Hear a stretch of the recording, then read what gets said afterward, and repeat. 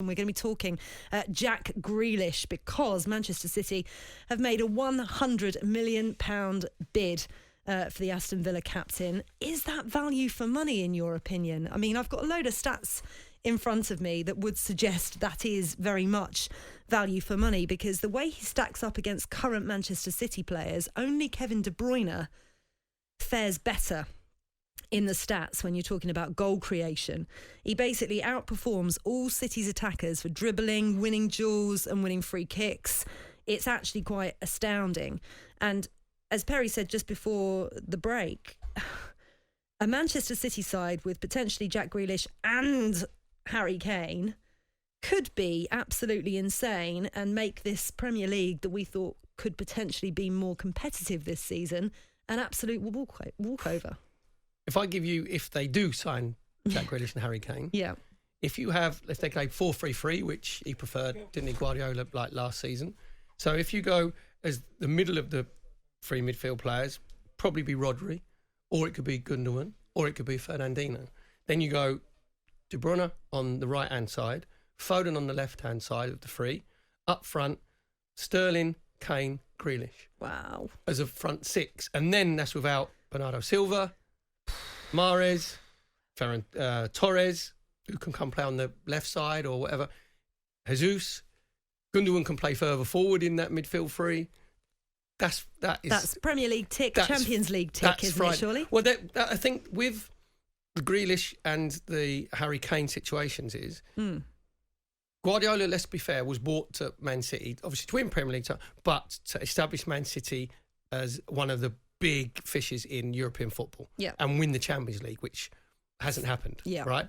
So if you bought Harry Kane, I think he gives you a 20% more chance of winning the Champions League, because Harry Kane's scoring goals for Spurs, who've never been the best team in the Premier League. I think they got second once under Pochettino and third a couple of times. And the chances that Man City create... But they haven't won anything, no. Still haven't won. It's seen no trophies. When was it? Well, apart from the FA Cup. Oh, well, what was that last season? Exactly, yeah. So, I'm just not counting the FA Cup with Arsenal anymore. Really? Oh, well, I'm joking. I'm joking, obviously. Well, we're clinging to trophies of trophies, trust me.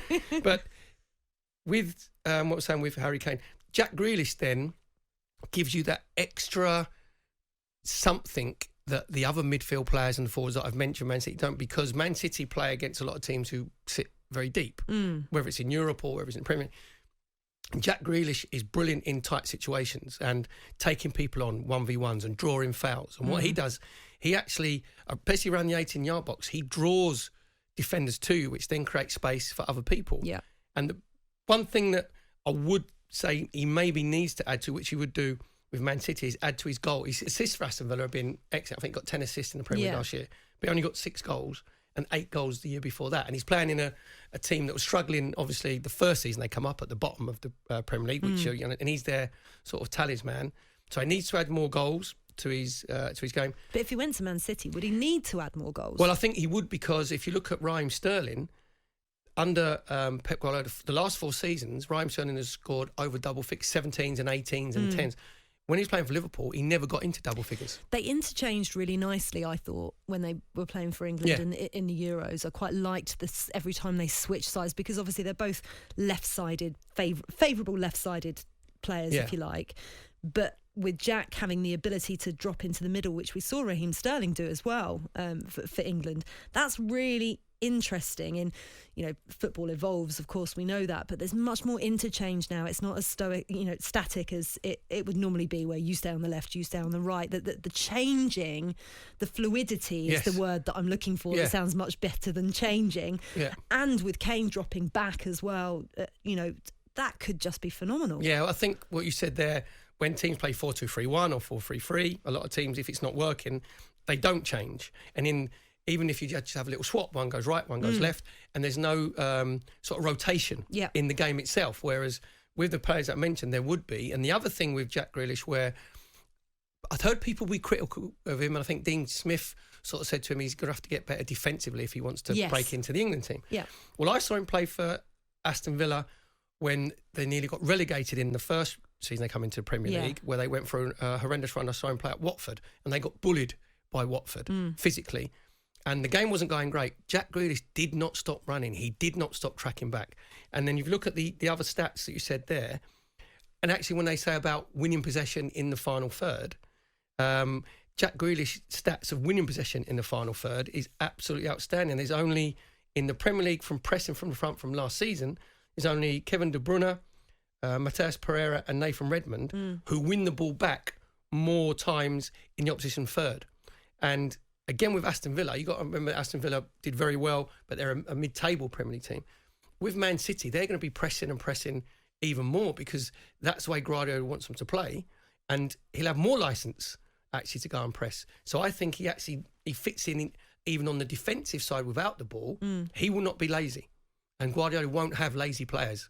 And he can get away with a bit at Villa. He can have a bit of a rest sometimes because he is the main man, so he might be able to have a little rest on the left-hand side sometimes, but they're going to have so much of the ball, then he ain't going to need to rest as much. Yeah. He'll be on the ball even more. So I think he will be, 25? And I think Villa fans would understand it if he goes to Man City because they are the best team in the Premier League. I don't think there's too many grumbles about him leaving. No, obviously they'd miss him. They need to replace him. But I think, as you say, they would understand that because it's the food chain. He's almost outgrown them in many ways, and that's not at all being disrespectful to Aston Villa in any way, shape or form. But as a player, I think if he stayed there, it would almost be a missed opportunity. We've talked about Kane not winning trophies. A player like Jack Grealish needs to be winning trophies, and that's only ever going to help England. And when you look, if Pep Guardiola pulls this off, I mean, if he pulls off Grealish, I mean, I love this. He's spent £918 million at City since 2016. Oh yeah, but Man City fans will say they don't spend a lot, but they don't spend big money. They only spend on 10, 12, like 60 million. Normally their mark was 60, 65, but they had about 12 of them. So, but the English talent that they would be bringing in, which I wonder if this is partly a commercial thing as well, but how it could help England in the future as well is absolutely insane. And we were talking again off air about the importance of this unity that this England team have created over the summer. If you then have a core group of England players, so you would potentially be looking at Kane, Grealish, Foden, Sterling, Stones, Walker, 6 crucial parts of that England team from the Euros this year at Manchester City.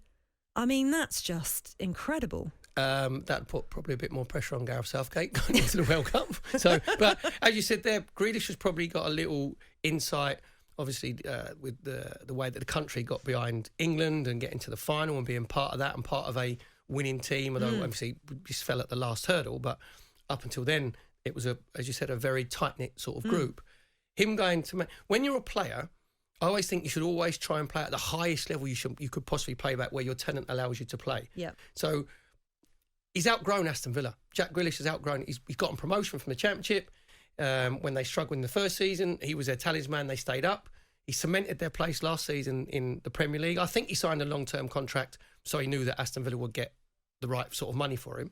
As long as that £100 million, if they get it, they give it to Dean Smith, then they go and reinvest it in the team. I think Aston Villa fans will get it. I don't think there'll be any animosity towards Jack Grealish because he's going to one of the best teams in Europe. So you should always try and be the best that you can be. One last question before we go to Graham Courtney and get a half-time score from Hearts against Celtic. Do Jack Grealish and Harry Kane ensure that Manchester City win the Premier League and the Champions League? What I'm trying to say is, do they need those players to get both those trophies? They need both those players to have more chance, as I said before, 25% more chance of winning the Champions League. With the Premier League, they're making a very, very, very, very good Man City team even stronger. So that puts the pressure more on Chelsea, on Liverpool, what they're going to add.